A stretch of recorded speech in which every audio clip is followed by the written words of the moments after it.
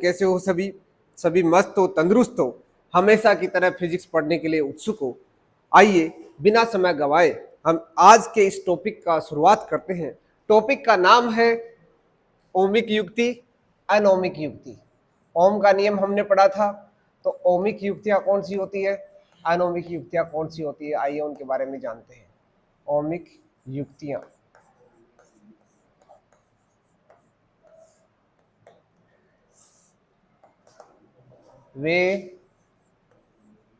वे युक्तियां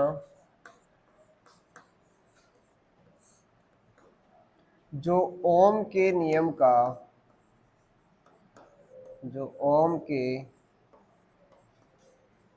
का पालन करती हैं।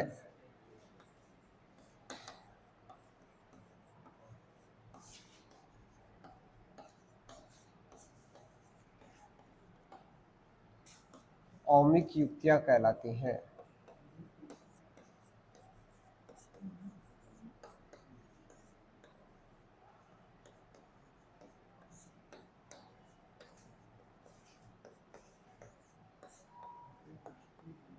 यानी वे युक्तियां जो ओम के नियम का पालन करती हैं क्या कहलाती है, ओमिक युक्तियां। ओम के नियम में हमने देखा कि यदि विभवांतर और धारा के बीच में एक ग्राफ खींचा जाए तो मुझे यदि सीधी रेखा मिलती है। यदि अब मैं ताप का प्रभाव देखूं तो अलग अलग ताप पर, जैसे एक ताप पर ये है, एक ताप पर ये है, तो इसको मैं T1 पे बोल दूं, ये T2 पे बोल दूं। अलग अलग पदार्थ की बात करूं तो ये एक पदार्थ के लिए और एक दूसरे पदार्थ के लिए, ये पदार्थ एक, ये पदार्थ दो। यानी विभवांतर धारा के साथ इस प्रकार परिवर्तित हो, यदि इस प्रकार परिवर्तित हो तो हम उस प्रकार की युक्तियों को क्या कहते हैं, ओमिक युक्तियां। यानी एक युक्ति और दूसरी युक्ति के बीच में, V और I के बीच में यदि ग्राफ खींचे, हो सकता है एक युक्ति के लिए इस प्रकार जाता हो, एक के लिए ये जाता हो, तो युक्ति एक युक्ति। ऐसा कोई उदाहरण, तो ऐसा उदाहरण हमको मिलता है जो प्रतिरोध से बनी युक्तियां, केवल प्रतिरोध से बनी युक्तियां, केवल प्रतिरोध से बनी। जैसे हम बल्ब जलाते थे, आपने पहले देखा होगा कि उस बल्ब में टंगस्टन का तार आता था। वो टंगस्टन का तार क्या है, एक प्रतिरोध है, उससे बनी एक युक्ति है। उससे क्या जल रहा है, बल्ब, यानी हमें क्या मिल रही है, रोशनी मिल रही है, प्रकाश मिल रहा है। ठीक है, तो वो युक्ति कैसी है, वो बल्ब कैसा है, ओमिक युक्ति है, केवल प्रतिरोध से बनी युक्ति है। नाइक्रोम के तार से क्या बनता है, हीटर बनता है। हीटर कैसी युक्ति है, ओमिक युक्ति है। नाइक्रोम के तार से प्रेस बनती है, कैसी युक्ति है, ओमिक युक्ति है। आइए दूसरी पढ़ते हैं, अनओमिक युक्तियां। इसमें आप लिख सकते हो जैसे बल्ब, प्रेस और अपना हीटर इत्यादि।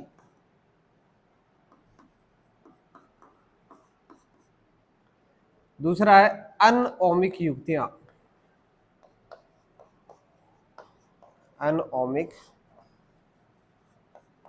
युक्तियां वे युक्तियां जो ओम के नियम का पालन नहीं करती हैं। वे युक्तियां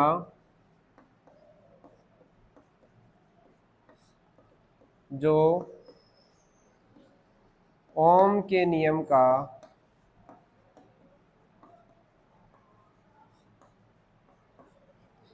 पालन नहीं करती हैं।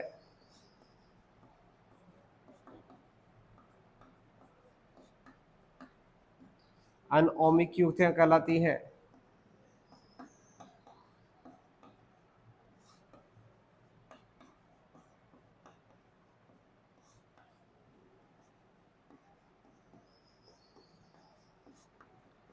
जैसे ओम के नियम का पालन नहीं करने वाली घर की छत पे लगा सोलर प्लेट, तो ये क्या है, सोलर सेल।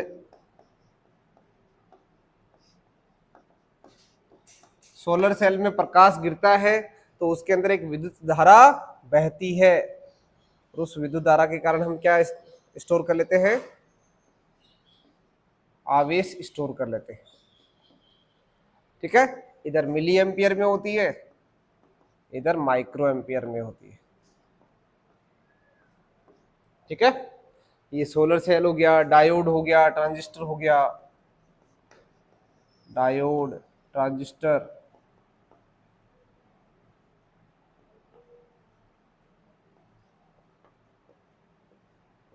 ट्रांजिस्टर इत्यादि।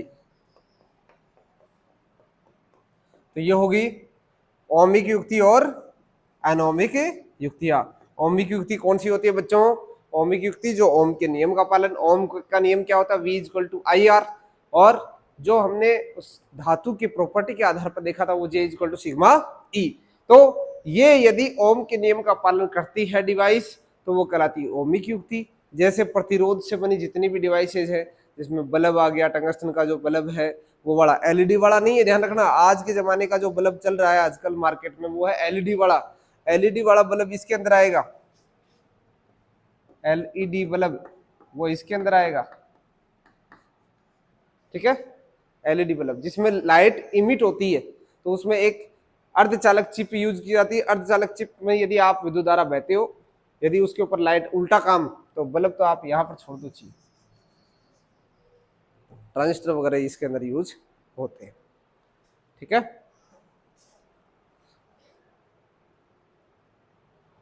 आइए नेक्स्ट टॉपिक है प्रतिरोधकता पर ताप का प्रभाव, यानी ताप जब बढ़ाते हैं या घटाते हैं तो प्रतिरोधकता पर क्या प्रभाव पड़ता है। कल हमने जाना था कि प्रतिरोधकता आती कहां से है, उसका उद्गम कैसे होता है। तो प्यारे बच्चों, आपने देखा कि तार का हमने एक टुकड़ा लिया और उसमें इलेक्ट्रॉन की संख्या, मुक्त इलेक्ट्रॉन की संख्या बहुत ज्यादा होती है। चालकों के लिए देखा जाए विशेष रूप से, तो उसमें मुक्त इलेक्ट्रॉन चलेगा, आगे जाके दूसरा मुक्त इलेक्ट्रॉन मिल जाएगा, फिर वो बहुत से टकराएगा, फिर आगे इधर जाएगा। तो कहने का मतलब है इस तरह से यादृच्छिक गति करता रहता है, जिग जैग मोशन करता रहता है, जिग जैग टेढ़ी मेढ़ी चाल उसकी होती है ना। तो इस तरह से कोई इलेक्ट्रॉन चलता है, जाके उसे आयन से टक्कर हो जाती है या इलेक्ट्रॉन से टक्कर हो जाती है, फिर इधर मुड़ जाता है, फिर इधर चला जाता है, फिर इधर चला जाता है। इस प्रकार वो टेढ़ी मेढ़ी गति करता रहता है। यदि तापमान बढ़ा दें, वो पहले से ही टेढ़ी मेढ़ी गति कर रहा है, यदि हम तापमान को बढ़ा दें तो क्या होगा दोस्तों, अब उस इलेक्ट्रॉन को ऊर्जा मिल जाएगी। किससे? तापमान से। अब वो तापमान से ऊर्जा उसे अब ज्यादा मिलेगी तो जल्दी जल्दी भागेगा, तो यहाँ पर क्या होगा, अफरा तफरी हो जाएगी। ये समझ लीजिए, यदि कहीं पर आग लग जाए और वहां पर पब्लिक बहुत सारी हो तो क्या होगा, वहां पर तो बहुत ज्यादा पब्लिक हो जाएगी, अफरा तफरी मच जाएगी, वहां पर तो एक्सीडेंट हो जाएगा। यही कहानी कहाँ होती है, धातुओं के अंदर होती है।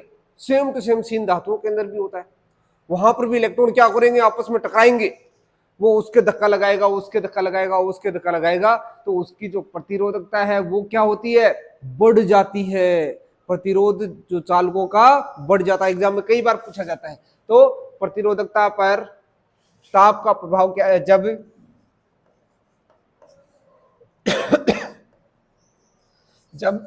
चालक पदार्थ के ताप में वृद्धि की जाती है,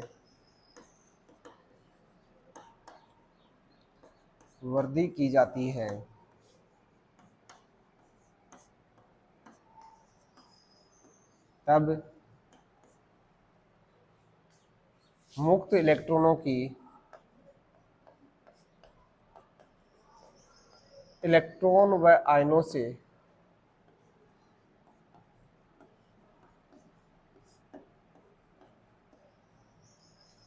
टक्कर तीव्र हो जाती है।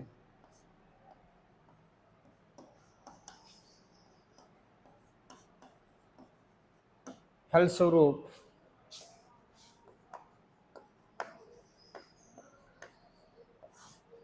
प्रतिरोधकता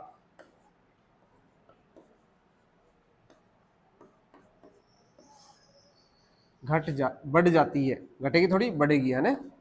बाधा बढ़ जाएगी ना, अब ज्यादा टक्कर होगी, बढ़ जाती अब यदि इसे एक संबंध द्वारा व्यक्त किया जाए तो प्रतिरोधकता जो होता है, प्रतिरोधकता, इसको प्रतिरोधकता को लिखने का तरीका क्या होता है, रो माइनस रो जीरो, ये किसके समानुपाती होती है, ये प्रारंभिक प्रतिबाधा के प्रतिरोधकता के समानुपाती होती है। साथ ही साथ, एक सेकंड, सॉरी, ये जो प्रतिरोधकता होती है ये प्रारंभिक प्रतिरोधकता के समानुपाती, साथ ही साथ तापमान में अंतर के समानुपाती, दोनों को एक साथ लिखेंगे तो क्या हो जाएगा, प्रारंभिक प्रतिबाधा गुणा तापमान में अंतर। जैसे ही ये चिन्ह यहां से हटेगा तो यहां पर क्या आ जाएगा, चेंज इन प्रतिबाधा लिख लेना इसको, चेंज इन प्रतिबाधा, रेजिस्टिविटी, चेंज इन रेजिस्टिविटी। यहां समानुपाती चिन्ह हटते ही क्या आ जाएगा, अल्फा रो जीरो डेल टी। ये क्या होता है, यहाँ अल्फा प्रतिरोध ताप गुणांक है, इसके बारे में हम आगे और थोड़ा सा लिखा देंगे। ये क्या है, यहाँ से डेल, डेल जो है यानी प्रतिरोधकता में जो अंतर है, प्रतिरोधकता में अंतर कितना होगा,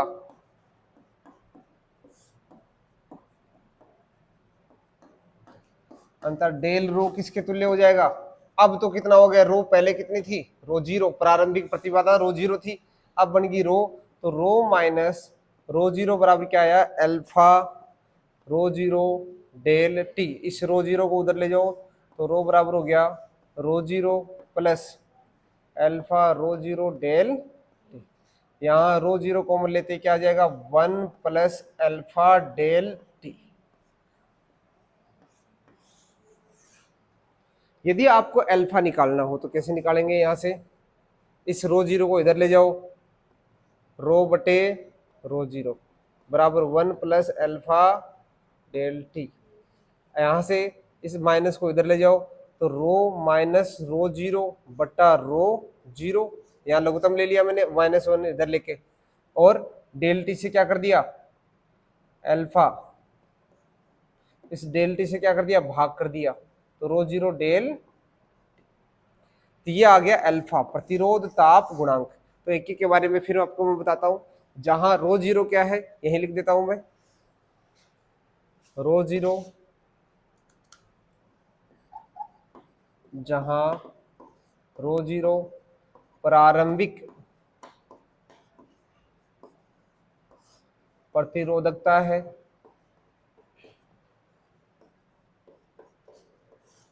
रो क्या है, टी ताप पर प्रतिरोधकता,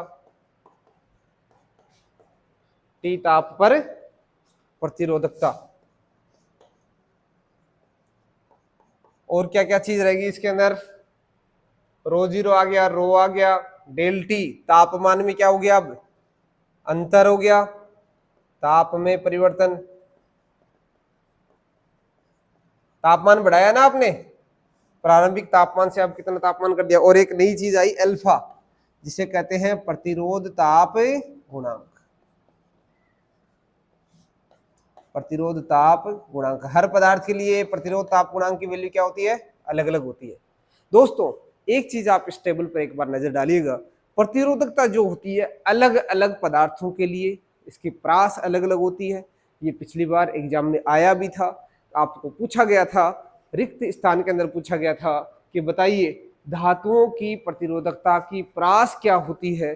तो धातुओं की प्रतिरोधकता की प्रास होती है 10⁻⁸ से -6 ओम इंटू मीटर, और अर्धचालकों की प्रास होती है 10⁻⁻6 से 10⁻+5 ओम इंटू मीटर, और कुचालकों के लिए या विद्युत रोधी पदार्थों के लिए 10⁻5 से ऊपर 10⁻16 17 तक के लिए ये प्रतिरोधकता ओम इंटू मीटर के अंदर होती है।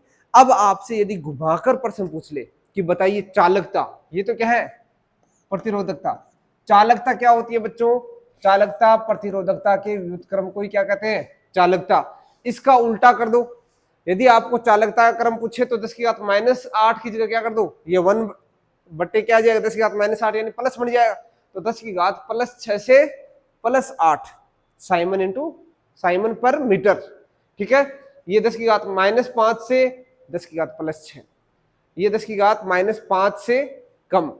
यानी इस प्रकार इसका क्रम भी आप, उसका प्रतिशत भी निकाल सकते हो, किसकी, चालकता का क्रम भी। बस इसका क्या कर देना आप, उल्टा कर देना। समझ रहे हो आप? जैसे मैं यहाँ चालकता लिखना चाहूँ तो क्या हो जाएगा, सिग्मा यदि इसके पास में लिखना चाहूँ तो 10 की घात +6 से +8, -5 से +6, 10 की घात -5 से कम। समझ गए ना बात? इस तरह से चालकता होगी, क्योंकि चालकता क्या होती है, इसकी 1/, होती है। तो 1/, में ये सारी सारी राशियों को 1/, करोगे तो आप क्या हो जाएंगे, घात विपरीत हो जाएंगी, प्लस की माइनस, माइनस की प्लस हो जाएगी। तो आप एक का क्रम याद कर लीजिए, चालकता का क्रम अपने आप याद आपको हो जाएगा। यानी सबसे कम प्रतिरोधकता किसकी होती है, चालकों की होती है। कितनी होती है, 10 की घात -8 से -6। -8 छोटी राशि है, -6 बड़ी राशि है। तो -8 से -6 के बीच में होती है। यदि अर्धचालकों की बात करें, -6 से ज्यादा, कितनी ज्यादा, 10 की घात +5 तक होती है। ऐसे यदि कुचालकों की बात करें तो 10 की घात 5 से ऊपर होती है, 10 की घात 16 तक होती है। तो ऊपर तक इसकी काफी वैल्यू है, तो उसमें अपने को ज्यादा डिटेल से चर्चा करनी नहीं है। अब आप ये है, इसको आप अच्छे से उतार लीजिएगा। प्रतिरोधकता क्या होती है, प्रतिरोधकता आती कहाँ से है, इसके बारे में हमने पहले टॉपिक में पढ़ा था, प्रतिरोधकता के उद्गम में। वहां पर आप अच्छे से उसको देख लीजिएगा। आपने यदि उसको वॉच नहीं किया तो उसको वीडियो को पहले जाके वॉच करिए इससे पहले, और उसके बाद में इसको समझने की कोशिश कीजिए। यहाँ पर क्या है, प्रतिरोधकता में जो अंतर है वो किस पर, प्रारंभिक प्रतिरोधकता पर निर्भर करता है। तापमान के अंतर के भी डायरेक्टली क्या होता है, समानुपाती होता है। दोनों को एक साथ लिखेंगे तो यहाँ ρ0 ΔT इसके क्या हो जाएगा, गुणा के समानुपाती हो जाएगा। जैसे ही ये समानुपाती चिन्ह हटाते हैं तो यहाँ क्या आ जाता है, अल्फा। इन दोनों को सेम मत कर लेना आप, ये तो है समानुपाती चिन्ह, ये है अल्फा, है ना। तो अल्फा ρ0 ΔT, अल्फा क्या है, प्रतिरोध ताप गुणांक, जो पदार्थ की प्रकृति पर निर्भर करता है। हर एक पदार्थ के लिए इसकी वैल्यू क्या होती है, अलग अलग होती है। तो एक बार इसको छाप लो, स्क्रीनशॉट ले लीजिए, फिर नेक्स्ट। देखो बच्चों, हमने प्रतिरोधकता देखी। प्रतिरोधकता हमने पहले भी देखा था कि प्रतिरोधकता क्या होती है, चालकता की उल्टी। और चालकता का सूत्र हमने क्या पढ़ा था, Ne² τ/m। तो प्रतिरोधकता का सूत्र क्या हो जाएगा, वो भी हमने निकाल लिया था पहले, m/Ne² τ।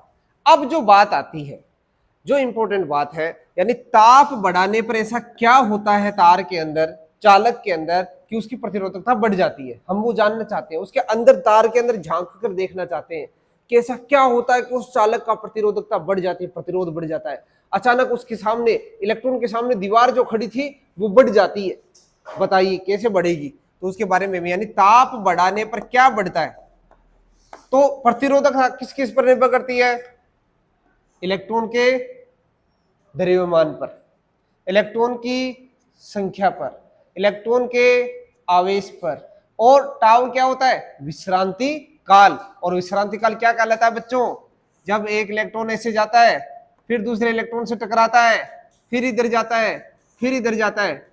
एक इलेक्ट्रॉन एक टक्कर से दूसरी टक्कर के बीच में लगे समय को क्या कहते हैं, विश्रांति काल। अब देखिए, यदि मैंने ताप बढ़ाया तो बताइए, इस टक्कर से इस टक्कर के बीच का समय बढ़ेगा या घटेगा, कैसे बढ़ेगा, घटेगा, तेज भागेगा। अब तो ये, अब इसको ऊर्जा ज्यादा मिल गई है। अब वो इतनी दूरी तय करने के लिए पहले इतना समय लेता था, अब उतनी दूरी तय करने के लिए अब समय कम मिलेगा, कम समय में पहुंच जाएगा। यानी विश्रांति काल क्या हो जाएगा, ताप बढ़ाने पर विश्रांति काल क्या हो जाता है, कम हो जाता है। प्यारे बच्चों, इसको आप विशेषकर ध्यान रखना, विश्रांति काल कम हो जाता है। और जिसके कारण, उसके कारण क्या हो जाएगा, ये कम हो जाएगा तो प्रतिरोधकता बढ़ जाएगी, प्रतिरोधकता बढ़ जाएगी, बढ़ेगी ना। ये कम, तो इसको कम करेंगे तो ये, इसको क्या करना पड़ेगा, बढ़ाना पड़ जाएगा, बढ़ जाएगा। यही सीन होता है। जबकि अर्धचालकों में ऐसा नहीं होता है। अर्धचालकों में क्या होती है, अर्धचालकों में जो प्रतिरोधकता है। तो इसका ग्राफ भी आप विशेषकर बना के रखना। इसमें प्रतिरोधकता इधर लिखना, प्रतिरोधकता, प्रतिरोधकता रो, और इधर ताप, ताप T डिग्री सेल्सियस में।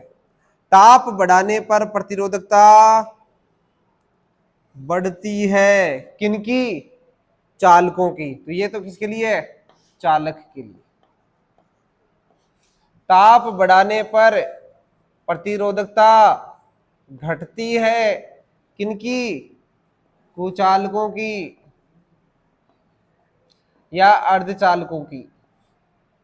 कुचालक और अर्धचालक दोनों में सेम सही, इस तरह का ही दोनों में सेम सही आएगा।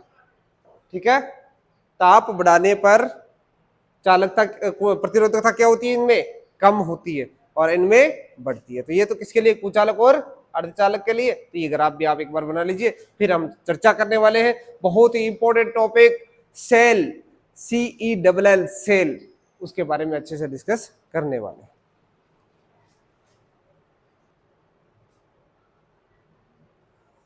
अब बच्चों हम जानने वाले हैं विद्युत सेल क्या होते हैं, विद्युत रासायनिक सेल क्या होते हैं, और एक नाम आपने सुना होगा बैटरी। तो सबसे पहले बेसिक अंतर तो आप 10th क्लास में चलते हैं एक बार। एक तो होता है सेल, एक होता है बैटरी। दोनों में क्या अंतर होता है? सेल और ये है बैटरी। बताइए, घर पे जो रहती है वो सेल रहते हैं या बैटरी? घड़ी के अंदर एक सेल डले तो उसे हम बोलेंगे सेल, और एक सेल से ज्यादा होते ही क्या कहलाएगी? बैटरी। तो इसका संकेत हम क्या यूज करते हैं? ये प्लस और ये माइनस। फिजिक्स में हम संकेत ये लेते हैं ना, और इसका संकेत क्या होगा? Plus minus plus minus. ठीक है ना। यदि एक से अधिक सेल जुड़े तो उसे कहेंगे हम, एक से अधिक सेल जुड़े तो हम उसे क्या कह देंगे? बैटरी कह देंगे। और एक सेल है तो ये सेल ही रहेगा। ये सेल है, ये इसको दूसरा नाम क्या बोल सकते हैं? विद्युत रासायनिक सेल। विद्युत रासायनिक सेल, विद्युत रासायनिक सेल। ठीक है, ये विद्युत रासायनिक सेल है। तो हमने देखा कि सेल किसे कहते हैं? जिसमें एक विद्युत रासायनिक सेल जुड़ा हो। यदि एक से अधिक सेल जुड़े हो तो उसे हम क्या कहेंगे? बैटरी कहेंगे। ये तो सिंपल सी चीज है। अब इस सेल को समझने की कोशिश करते हैं, यानी सेल के अंदर होता क्या है। तो हमने रसायन विज्ञान में भी हम पढ़ते हैं, फिजिक्स में हम क्या पढ़ते हैं? वही चीज पढ़ते हैं, पर उसकी फिजिक्स पढ़ते हैं। रसायन विज्ञान में आप उसकी रसायन विज्ञान पढ़ते हैं, यानी वो विद्युत अपघटन किस प्रकार टूटता है, आयनों में विभक्त होता है, आयन किस प्रकार चलते हैं। यानी अब फिजिक्स इसकी समझने की कोशिश करें। देखो क्या होता है दोस्तों, इस सेल के अंदर हम विलयन भरते हैं। विलयन यानी इसमें पानी के अंदर कोई दूसरा विद्युत अपघट्य मिलाते हैं। जैसे एक हमारे पास लेंकलासी सेल होता है। लेंकलासे नाम के एक वैज्ञानिक ने उसकी खोज की। लेंकलासे ने बताया कि हम एक यदि कोई पात्र ले लें, उसमें पानी भर दें और उसमें थोड़ा सा नौसादर मिला दें, NH4Cl मिला दें, तो दोस्तों आपको सुनकर ताजुब होगा, दो धातु के इलेक्ट्रोड लगा दिया जाए और एक तो धातु का इलेक्ट्रोड लगा दे, एक पोरस पोर्ट छरंध्र पात्र जिसके अंदर कार्बन भरा रहता है वो लगा दिया जाए, और उसमें एक ग्रेफाइट का एक इलेक्ट्रोड निकालकर, ग्रेफाइट वाले इलेक्ट्रोड को धनावेशित बोला जाता है, और जो कैडमियम की छड़ होती है उसको हम ऋणावेशित बोलते हैं। दोनों को वोल्टमीटर से जोड़ा जाता है तो आपको एक विभवांतर मिलता है, विद्युत वाहक बल मिलता है। वो दोस्तों किसकी वजह से आता है? यानी विद्युत अपघट्य के जो आयन है, जलीय विलयन में ये आयनों में विभक्त हुआ, वो आयन धनावेशित कैथोड की तरफ जाते हैं, ऋणावेशित आयन एनोड की तरफ जाते हैं। कैथोड वास्तव में पहले कैसा था? ऋणावेशित था। इसके पास आएंगे कौन? धनायन आएंगे। एनोड कैसा था? पहले धनावेशित था, आएंगे कौन? ऋणायन आएंगे। इसका विभव कैसा हो जाएगा? ऋणायन यानी नेगेटिव में ज्यादा हो जाएगा। इसका विभव कैसा हो जाएगा? इलेक्ट्रोड विभव कैसा हो जाएगा? इसका धनावेशित हो जाएगा। इसका इलेक्ट्रोड विभव कैसा है? पॉजिटिव। इसका इलेक्ट्रोड विभव कैसा है? नेगेटिव। दोनों के बीच का जो अंतर है उसके कारण ये प्रतिरोध यानी आप यहां पर क्या लगा रहे हो? एक टंगस्टन वाला तंतु वाला बल्ब लगा रहे हो, वो बल्ब इससे जलने लगता है। एक छोटा सा बल्ब यदि आप इससे लगा दो तो आपने घर पे देखा भी होगा, एक सेल से हम उस बल्ब को आसानी से जला सकते हैं। हमारे पास एक टॉर्च होती है, उस टॉर्च के अंदर 2 सेल 3 सेल जोड़ के रखते हैं, जिससे क्या बन जाती है? वो बैटरी कहलाती है। उसे सेल नहीं बोलते, उसे क्या बोलते हो, बैटरी। और उस बैटरी से जैसे ही ऑन करते हो तो वो एक छोटा सा बल्ब वो जलने लगता है, उससे रोशनी आने लगती है। और उसको हमने कौन सा दर्पण यूज कर रखा है, अवतल दर्पण, तो वो लाइट दूर तक जाती है। तो उस टॉर्च के अंदर आप देखते हो कि बहुत दूर तक रोशनी हो जाती है। उसके अंदर हम सेल यूज करते हैं। पर उसमें सेल भी दो तरीके के, आजकल जो सेल आने लगे वो चार्जेबल सेल है। तो आइए सेल को समझते हैं, सेल कितने प्रकार के होते हैं। सबसे पहले हम सेल को विभक्त करते हैं। सेल क्या होता है पहले उसको परिभाषित करते हैं, फिर इसके बारे में हम अच्छे से जानते हैं। तो सेल क्या होता है, यानी विद्युत रासायनिक सेल, विद्युत रासायनिक सेल।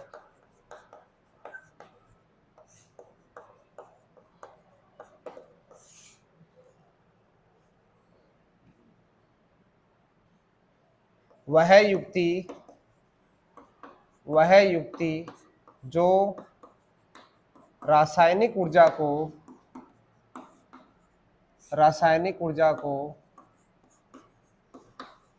वह युक्ति जो रासायनिक ऊर्जा को विद्युत ऊर्जा में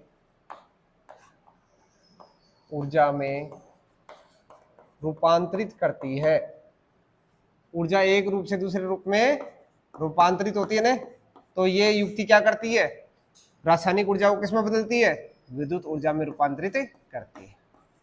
ठीक है, रासायनिक ऊर्जा किसके पास होती है, एक रासायनिक पदार्थ के पास होती है। तो रासायनिक ऊर्जा किसके पास होती है, विद्युत अपघट्य।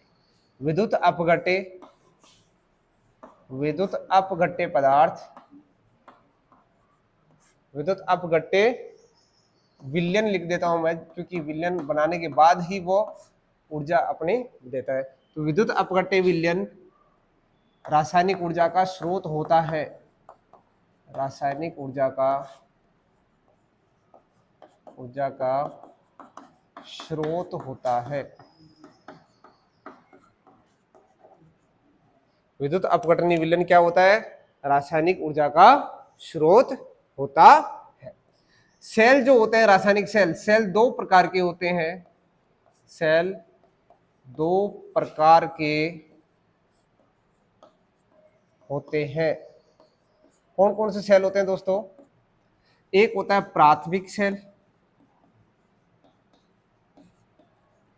प्राथमिक सेल, जिसे इंग्लिश में बोलते हैं प्राइमरी सेल।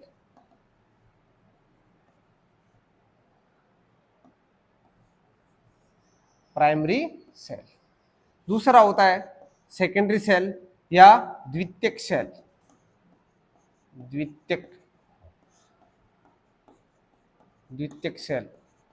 सेकेंडरी सेल, एक होता है प्राथमिक सेल, एक होता है द्वितीयक सेल। दो प्रकार के सेल मार्केट में हमको उपलब्ध होते हैं, जिनसे हम रासायनिक ऊर्जा को किसमें बदल देते हैं, विद्युत ऊर्जा में बदलते हैं।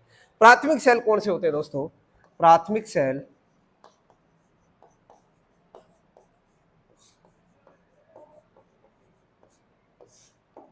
ये सेल केवल एक बार ही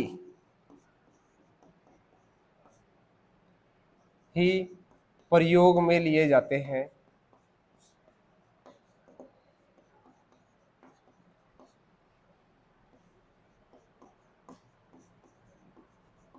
अर्थात संपूर्ण रासायनिक ऊर्जा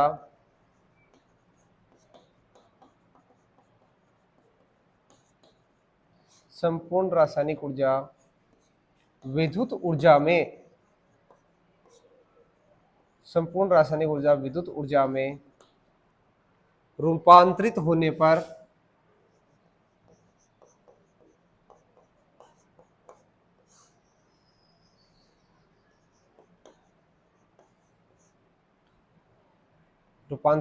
पर ये सेल अनुपयोगी हो जाते हैं।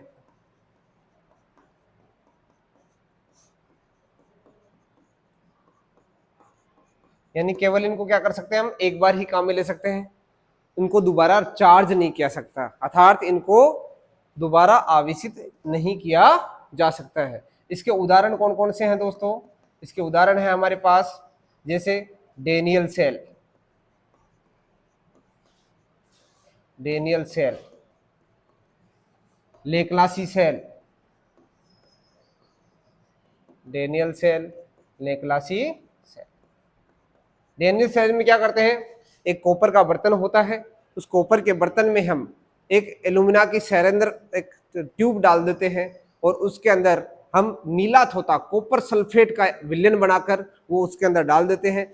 एक इलेक्ट्रोड कॉपर का, एक इलेक्ट्रोड कैडमियम की छड़, दोनों के बीच में विभवांतर नापेंगे, वो इस डेनियल सेल का विद्युत वाहक बल आ जाएगा। और लेक्लासी सेल में दोस्तों क्या करते हैं, इसमें हम एक प्लास्टिक का या कोई भी दूसरा बर्तन लेते हैं और उसमें पानी डालते हैं, उसमें नौसादर डालते हैं, नौसादर का विलयन बनाते हैं, नौसादर इसमें विद्युत अपघट्य होता है, इसमें कॉपर सल्फेट नीला थोथा विद्युत अपघट्य होता है। दोनों ही कैसे सेल है, प्राथमिक सेल है, यानी इनको हम एक बार काम में ले लेते हैं तो हमें दोबारा ऊर्जा इनसे नहीं मिलती है, एक बार में ये क्या हो जाते हैं, निरस्त हो जाते हैं, कैंसिल हो जाते हैं, इसके बाद में हमें इनसे ऊर्जा नहीं मिलती है। द्वितीयक सेल, द्वितीय सेल कौन से होते हैं, द्वितीयक सेल, द्वितीयक सेल, द्वितीय सेल कौन से होते हैं, वे सेल जिनसे जिनसे एक बार तो ऊर्जा रूपांतरित करने के पश्चात भी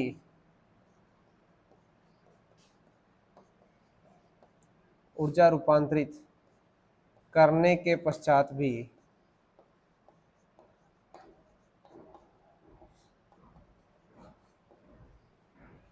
दोबारा आवेशित किया जा सकता है, दोबारा आवेशित किया जा सकता है। यानी इनको हम दोबारा क्या कर सकते हैं, आवेशित कर सकते हैं। तो आपने देखा होगा जैसे हमारे मोबाइल की बैटरी, मोबाइल की बैटरी एक रासायनिक सेल है, उसके अंदर हम एक रासायनिक विद्युत अपघट्य भरते हैं, जैसे लिथियम आयन बैटरी कहलाती है। तो लिथियम एक स्रोत है, उसका विद्युत अपघट्य क्या है, वहां पर लिथियम है, जो चाइना के अंदर सबसे ज्यादा उपलब्ध होता है ना। तो लिथियम उसका एक स्रोत है, लिथियम आयन बैटरी है। आजकल क्या आने लग गई, पॉलीमर की बैटरी भी आने लग गई है, पॉलीमर बहुलक, कार्बन के बहुलक है ना, कार्बन पॉलीमर बैटरी भी आने लग गई है। तो आपने देखा होगा एक जमाना था, उस टाइम पर हम मोबाइल लेकर आते थे, फिर उसकी बैटरी खराब हो जाती थी, उसको बदलते थे, फिर दूसरी बैटरी लेके आते, उसको चार्ज लगाते, फिर वो खराब हो जाती। यानी मोबाइल खराब नहीं होता पर उसकी बैटरी बहुत ज्यादा खराब होती थी। पर अब वो दौर चल चुका है जिसके अंदर मेरे दोस्तों आप देख रहे होंगे गाड़ियां भी इलेक्ट्रिक, यानी ऐसे रासायनिक सेल हमने बना लिए हैं जो उनको कितनी बार भी चार्ज करो उनकी लाइफ टाइम बहुत ज्यादा होती है, अनंत नहीं होती है, होती है। बैटरी की एक लाइफ होती है। जैसे आपने एक देखा होगा, एक स्कूटी पहले आती थी इलेक्ट्रिक स्कूटी, वो घर पर खड़ी रखने के लिए ही आती थी, बहुत कम समय चलती थी, वो ज्यादा समय नहीं चलती थी, है ना। इलेक्ट्रिक स्कूटी मतलब एक तरह से वो बदनामी वाली स्कूटी थी, उसको लाते और थोड़े दिन बाद में खराब हो जाती। पर आजकल इलेक्ट्रिक स्कूटी ओला, कितनी कितनी अलग अलग कंपनियों की कितनी इलेक्ट्रिक स्कूटी आ रही है ना मार्केट के अंदर, और खूब चल रही है, क्योंकि और गाड़ियां आ रही हैं 300 300 350 किलोमीटर तक। टेस्ला ने भी अभी आजकल लॉन्च कर दी, बताओ, इलेक्ट्रिक व्हीकल। यानी उनके अंदर सेल कौन से होते हैं, रासायनिक सेल। और जो पहले जो गाड़ियां चलती थी उसमें एक सेल आता था, सेल यानी बैटरी आती थी, वो बैटरी भी क्या थी, रिचार्जेबल। गाड़ियों से क्या होती है, रिचार्ज होती है, गाड़ी के जो अल्टरनेटर है उससे क्या होती है, वो रिचार्ज होती है, आवेशित होती है, और उनमें ऊर्जा को एकत्रित किया जाता है। तो वैसे सेल उनमें कैसा होता है, द्वितीयक सेल किससे बने होते हैं, ज्यादातर लेड ऑक्साइड, लेड ऑक्साइड जो होता है, लेड होता है उसके अंदर, है ना। तो लेड ऑक्साइड और सल्फ्यूरिक अम्ल का अपघट्य विलयन होता है, लेड ऑक्साइड का इलेक्ट्रोड होता है, तो उससे मिलकर जो बैटरी बनी होती है उसे क्या कहते हैं, द्वितीयक सेल के। तो गाड़ियों में जो लाइट के लिए, हेडलाइट के लिए, गाने सुनने के लिए, है ना, जो उस गाड़ी को स्टार्ट करने के लिए, स्पार्क प्लग को स्पार्क देने के लिए, उसको एनर्जी देने के लिए जो बैटरी यूज की जाती है वो कौन सी होती है, द्वितीयक सेल। गाड़ियों में प्राथमिक सेल काम में नहीं लिया जाता है। अपने घड़ी के अंदर घड़ी को चलाने के लिए एक छोटा सा सेल इस्तेमाल करते हैं, वो बताइए प्राथमिक है द्वितीयक है, वो प्राथमिक सेल है। एक बार वो डिश हो गया, खराब हो गया, उसके बाद में वो सेल काम का नहीं होता है। तो जो भी सेल आपके सामने, आंखों के सामने आपको दिखाई देते हैं, जो आप उसे एक बार काम लेकर सदुपयोग करके उसको फेंक देते हो, वो सारे के सारे प्राथमिक है। और जो सेल बार बार रिचार्ज करते हो, मोबाइल की बैटरी हो, गाड़ियों के अंदर जो बैटरी रखी जाती है वो वाली हो, आजकल इलेक्ट्रिक व्हीकल आ गई, उसमें बड़ी बड़ी बैटरियां होती हैं, वो सारी की सारी कैसी हैं, द्वितीयक सेल के अंदर आती हैं। आइए दोस्तों, सेल को समझने की कोशिश करते हैं। क्या इसकी संरचना होती है, क्या इसकी कार्य प्रणाली होती है। संरचना में हम देखें, एक हम बीकर ले लें, एक बॉक्स ले लें। जब बड़ी बैटरी है तो बड़ा बॉक्स, छोटी बैटरी है तो छोटा बॉक्स, ठीक है।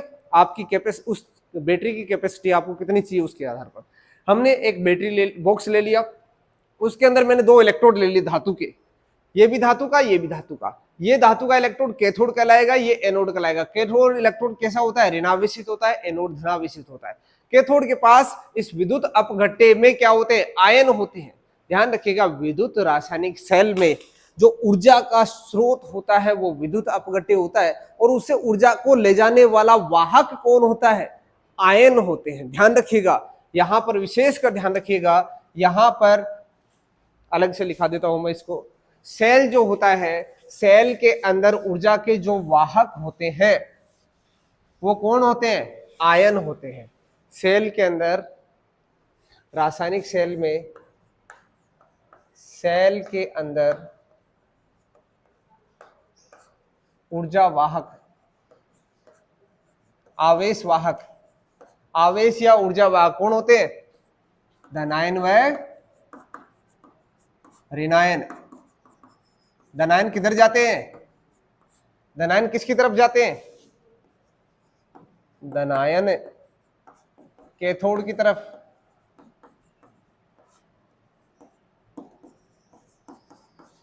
और ऋणायन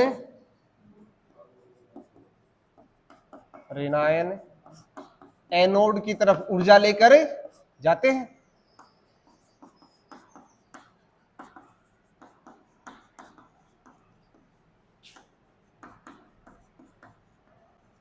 धनायन तो कैथोड की तरफ जाएंगे विद्युत अपघट्य के, और ऋणायन ऊर्जा लेकर किसकी तरफ जाएंगे, एनोड की तरफ। ये तो रही सेल के अंदर की कहानी। सेल के बाहर क्या रहता है, तार जुड़ा रहता है।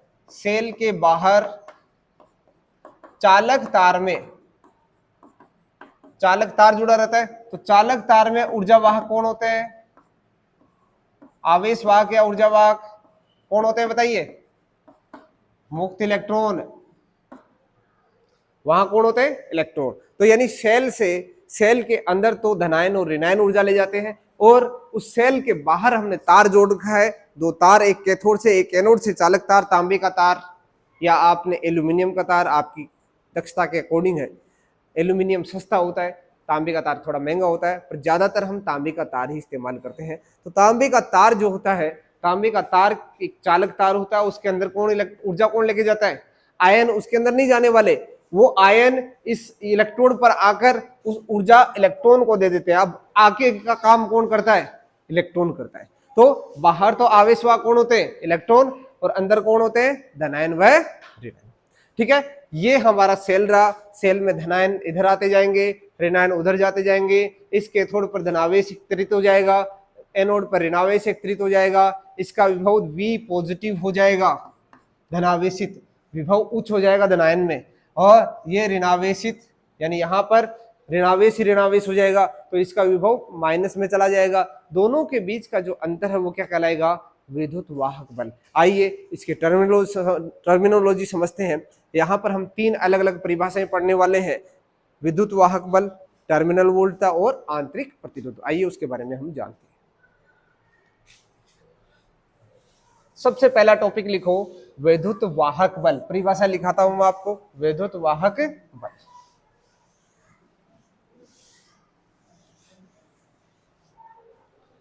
विद्युत वाहक बल, विद्युत वाहक बल।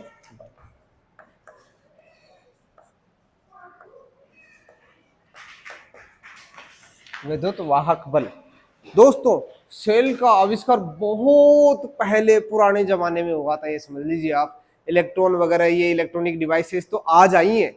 सेल तो बहुत पहले से, इंजन का आविष्कार है ना, उससे पहले का सेल का आविष्कार है, तो सेल का आविष्कार बहुत पुराना है। तो यहां पर आप नाम सोच रहे होंगे बल कहां से आ गया, है ना?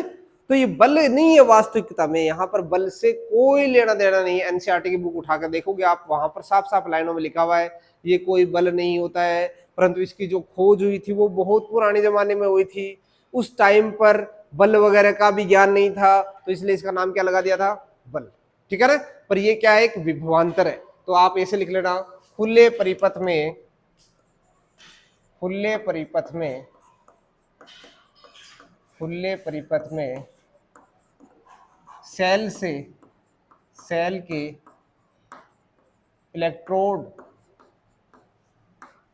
इलेक्ट्रोडों के मध्य का विभवांतर विद्युत वाहक बल कहलाता है।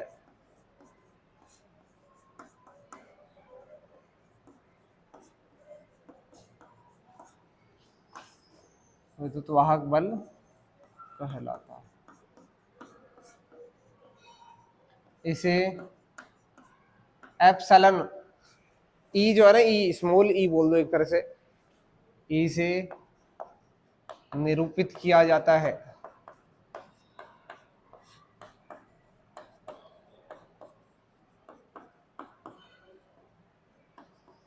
इसका मात्रक क्या होता है, वोल्ट।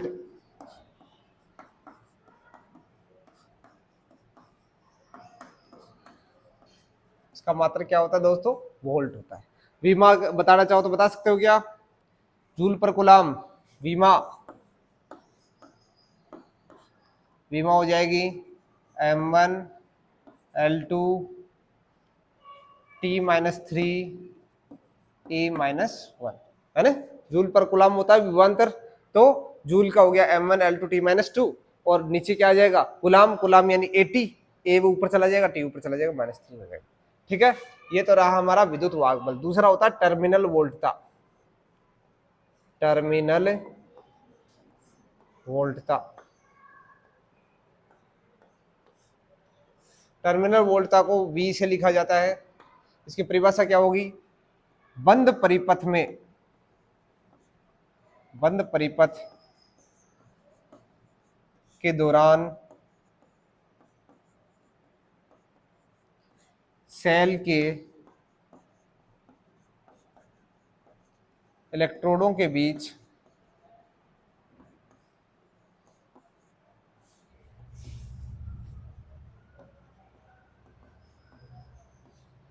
मापा गया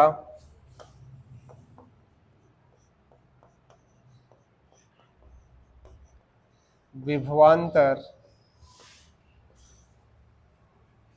टर्मिनल वोल्टता कहलाती है।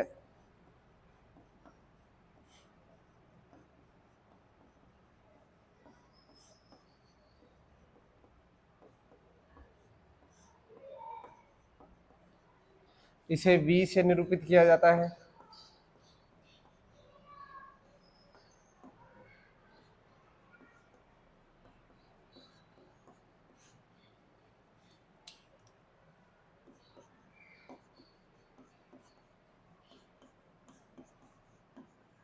इसका मात्रक भी क्या होता है, वोल्ट होता है ने? ये भी क्या है, एक विभवांतर, इसका मात्रक भी क्या होता है, वोल्ट।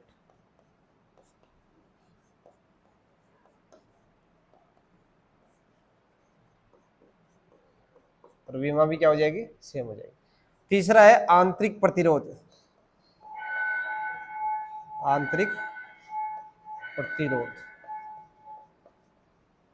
आंतरिक प्रतिरोध को इंटरनल रेजिस्टेंस बोलते हैं, स्मॉल r से निरूपित किया जाता है। सेल के बंद परिपथ में, बंद परिपथ में, बंद परिपथ के दौरान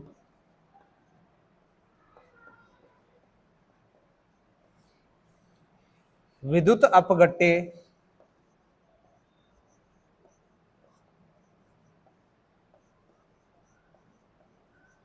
आयनों की टक्कर के परिणाम स्वरूप, टक्कर की परिणाम स्वरूप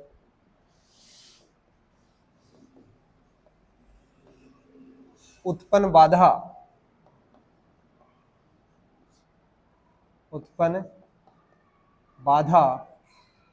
क्या कहलाती है? आंतरिक प्रतिरोध कहलाता है। आंतरिक प्रतिरोध कहलाता है। आंतरिक प्रतिरोध कहलाता। इसका मात्रक क्या है?